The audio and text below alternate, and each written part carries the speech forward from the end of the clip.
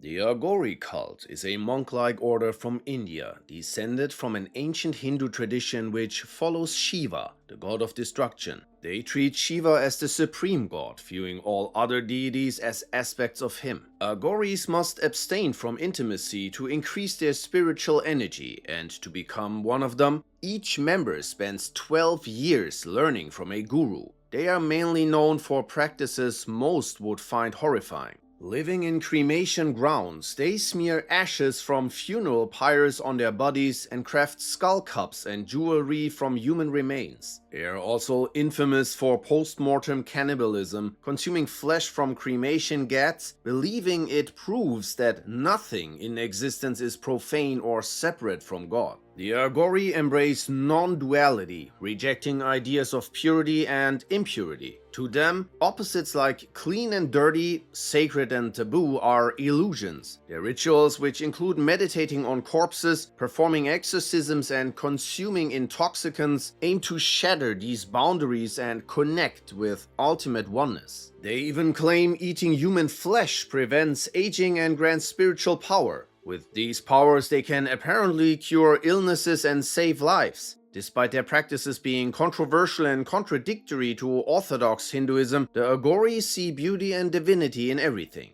The Killers of Rulo cult was led by Michael W. Ryan, an unemployed truck driver who combined extremist ideologies with his twisted version of religion. Influenced by the Posse Comitatus movement, which preached anti-Semitism, white supremacy, and the belief that white Christians were God's chosen people, Ryan developed his homemade faith. He claimed a direct connection with Yahweh, the name of God venerated in ancient Israel and Judah. He then convinced his followers they were preparing for an imminent Armageddon. Ryan's cult, based on a farm in Rulo, Nebraska, was a haven for disillusioned locals, many of whom had lost everything during the 1980s farm crisis. Members stockpiled weapons, committed burglaries to fund their survivalist agenda, and submitted entirely to Ryan, who referred to himself as king. His rule turned horrifyingly abusive. Members endured violence, sexual abuse, and psychological manipulation, all justified by Ryan's supposed divine orders. Things took an even darker turn when Ryan was responsible for the tragic death of a child, Luke Stice, and later ordered the prolonged torture and murder of another follower, James Tim, accusing him of being a non-believer. Ryan and others involved faced murder charges, with Ryan sentenced to death. He spent his final years rewriting the Bible, supposedly under Yahweh's guidance. The vampire clan was centered around Rod Farrell, a self-proclaimed 500-year-old vampire named Vesago. In the 90s, Farrell recruited a group of like-minded teens in Kentucky to form a vampire family, indulging in blood-drinking rituals at a creepy abandoned shed in the woods. While Farrell's mother bizarrely encouraged his vampiric fantasies, writing to a 14-year-old boy from his group about becoming his eternal bride, her son's behavior escalated dangerously. In late 1996, Farrell and a small group of followers traveled to Florida, planning to rescue Heather Wendorf, one of his friends, and move to New Orleans to live as vampires. Instead, Farrell brutally murdered Heather's parents with a crowbar, leaving behind his signature, V-shaped burn marks. After stealing a few valuables and a car, the group fled, but a call to a relative by one of the teens led police to arrest them in Louisiana. Rod Farrell leaned into his deranged vampire persona after his capture, claiming a rival vampire clan had framed him and he had multiple personalities. Ultimately, he and his accomplices were convicted. The Thugee Cult. You're on a road trip in 18th century India and some overly friendly strangers insist on joining you.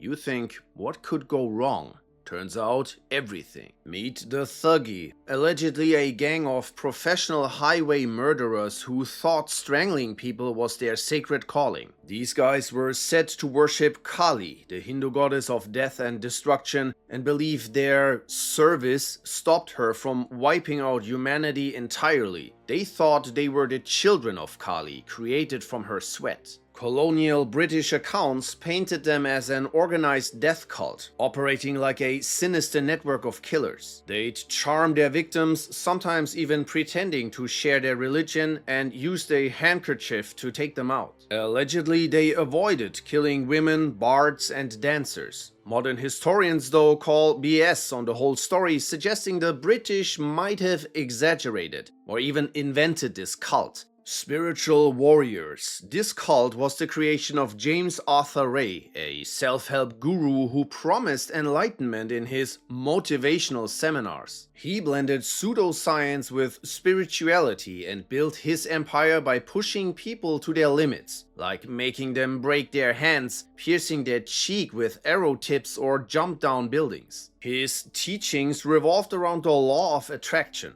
the belief that positive thinking could cure anything, even illness. But Ray was just looking to exploit and control his followers. At the infamous 2009 Spiritual Warrior Retreat in Sedona, Arizona, participants paid $10,000 to endure a harrowing ordeal. Ray made them fast alone in the desert for 36 hours and then said he is God, ordering participants to lie motionless and pretend they were dead.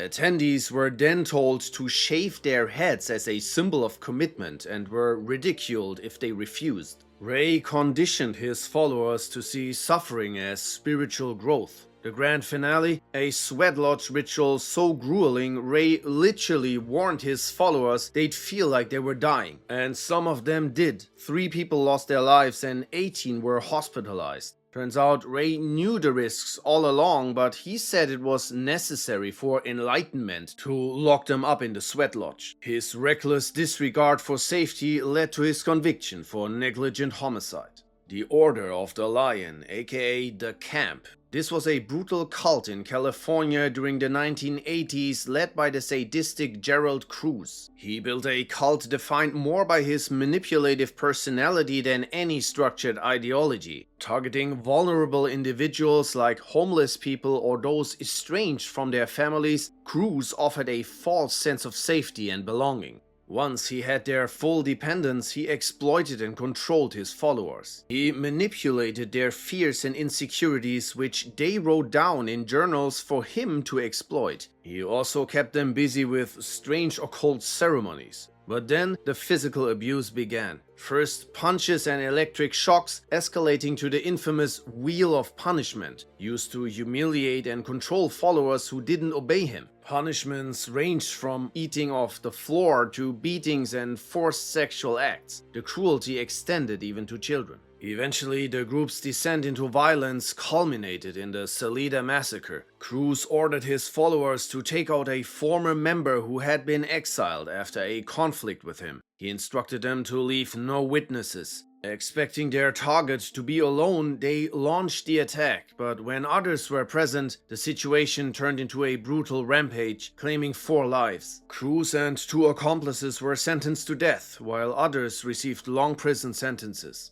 The Ripper Crew was a satanic cult that terrorized Chicago in the early 1980s, leaving a legacy of fear and unimaginable brutality. Led by Robin Gecht and joined by Thomas and Andrew Coccarellis plus Edward Spreitzer, the group was responsible for the abduction, torture and murder of up to 20 women. Their crimes were grotesque, ritualistic and calculated, earning them a comparison to the infamous Jack the Ripper. The group operated from a red van, prowling the streets of Cook and DuPage counties for victims. Women were abducted and taken to Gecht's attic, referred to by the group as their satanic chapel, where they were subjected to unspeakable torture. The men conducted sadistic rituals, dismembering their victims and keeping parts of their bodies in a box as offerings in their twisted ceremonies. Authorities unraveled the group's horrifying activities after years of investigation. The legal outcomes for the Ripper Crew varied. Thomas Coccarellis, originally sentenced to life in prison, had his conviction overturned and served 35 years instead. Andrew Coccarellis was executed in 1999, while Spreitzer's death sentence was commuted to life in 2011. Gecht received a 120-year sentence and remains eligible for parole in 2042.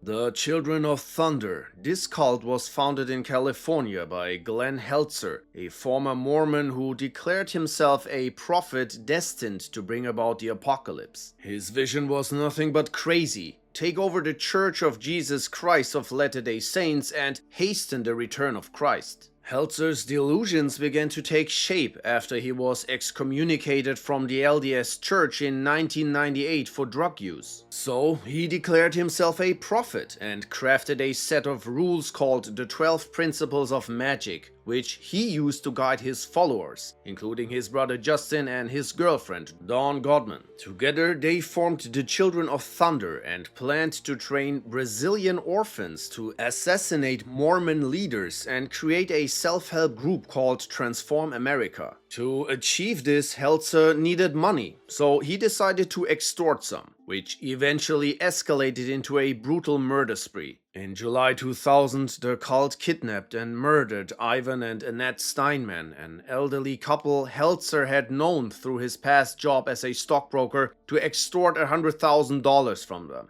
Days later, they killed Heltzer's girlfriend, Selena Bishop, who had unintentionally assisted in laundering the stolen money, and then murdered Bishop's mother, Jennifer Villarin, and her friend James Gable to eliminate witnesses. The remains of the victims were later found in duffel bags in the Sacramento River Delta, and the murders were connected. Eventually, police arrested Heltzer's brother and his girlfriend at their home, while Glenn Heltzer was caught after a brief escape attempt. Godman took a plea deal, receiving 25 years to life, while Glenn and his brother were sentenced to death. The Gatekeepers began innocently enough in the early 90s as a Bible study group led by Christopher Turgeon. However, things took a dark turn when Turgeon claimed God had spoken to him directly, declaring himself a prophet destined to bring divine judgment. His teachings grew extreme, promoting hate and intolerance, including the belief that death was a fitting punishment for homosexuality or interest in astrology. Turgeon saw his group as keepers of the gate to salvation, demanding absolute loyalty from his followers. As their numbers grew, the Gatekeepers became increasingly isolated from society, with members cutting off ties to loved ones. Turgeon's paranoia spiraled, shifting from religious doctrine to fears of government conspiracies. Under the guise of cleansing the world from evil, he led his followers into committing fraud and burglaries to bankroll their mission.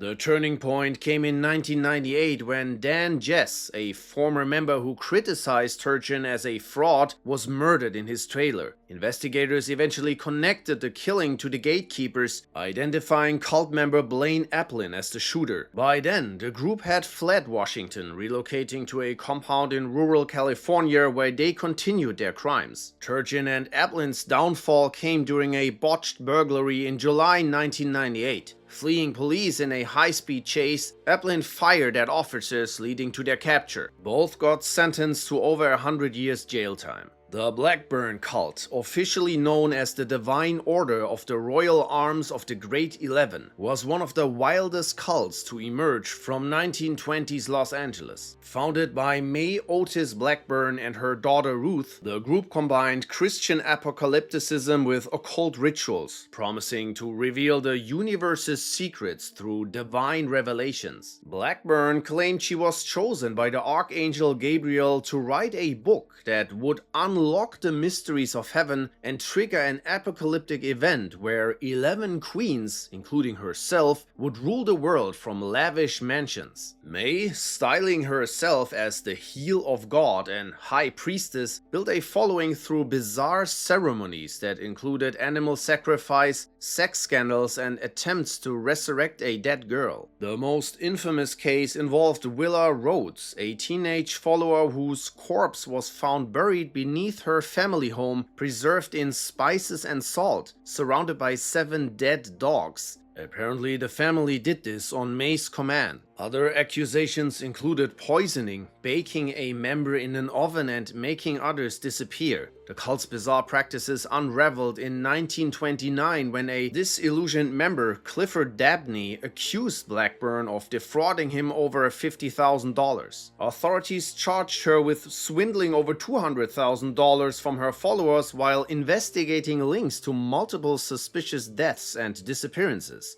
Convicted of grand theft, Blackburn avoided further charges but couldn't escape the scandal's fallout. The cult disbanded and Blackburn faded into obscurity, publishing a rambling book, The Origin of God, before her death in 1951. Thanks for watching, guys, and check out the channel for more videos.